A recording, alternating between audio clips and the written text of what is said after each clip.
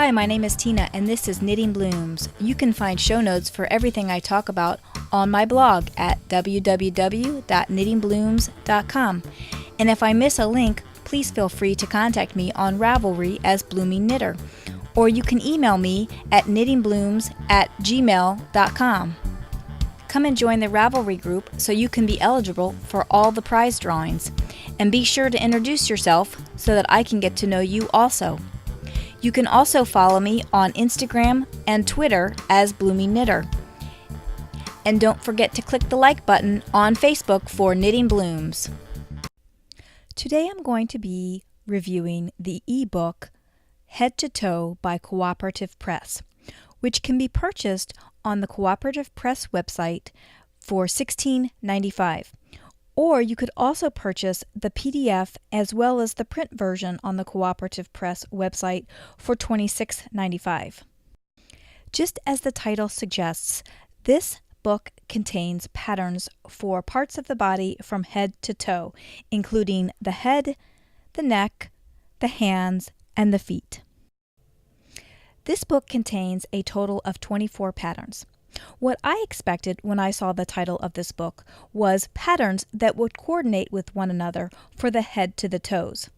As I already mentioned, there are patterns for the head to the toes, but they don't use the same stitch pattern.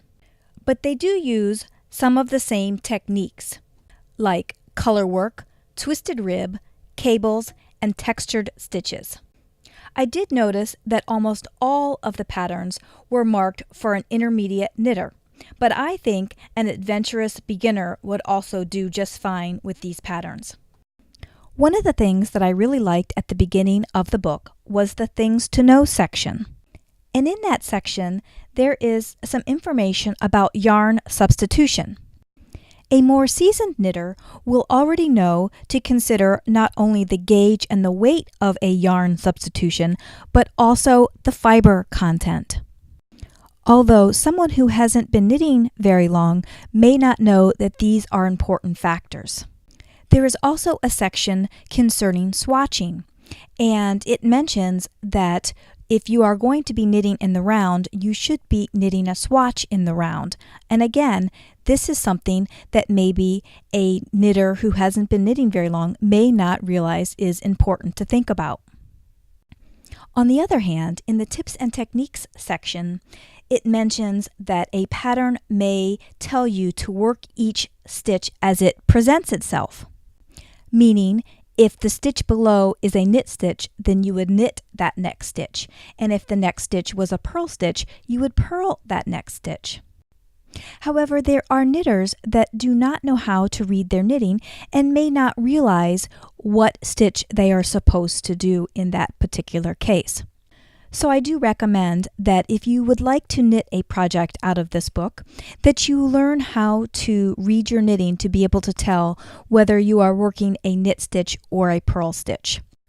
This is a very basic concept, and honestly, I think all knitters should be able to read their knitting, at least to realize if they are working a knit stitch or a purl stitch.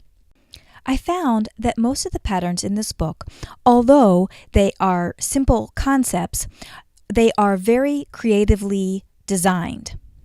Now I will run through a few of the patterns in this book, starting with head things.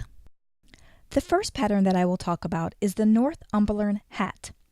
This is a stockinette hat with just a touch of color work.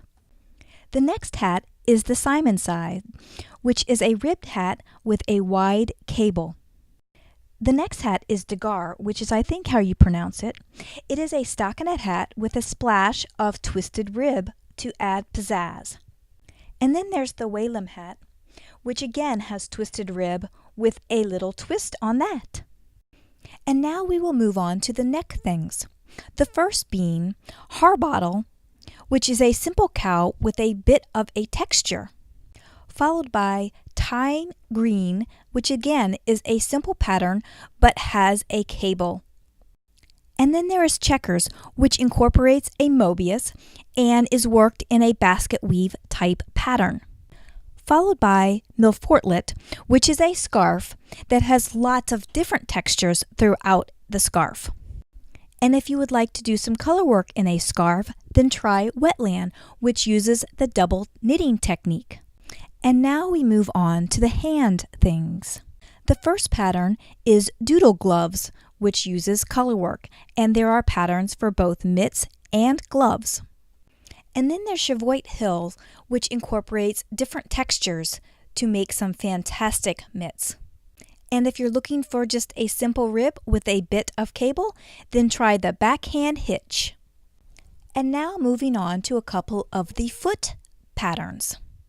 The first one being Cobbles, which contains a simple seed stitch type pattern for the leg and just a plain stockinette foot. And then there's Peg Whistle, which again uses the twisted stitch type pattern with a twist. And again, if you want to have some color work in your socks, then try Cannon Fire. And there you have it, loads of patterns for the head, neck, hands, and feet for that little one of yours that you need to keep nice and warm. Again, you can purchase this book on the Cooperative Press website for $16.95. That's for the ebook version. Or you can purchase the print and the ebook version for $26.95.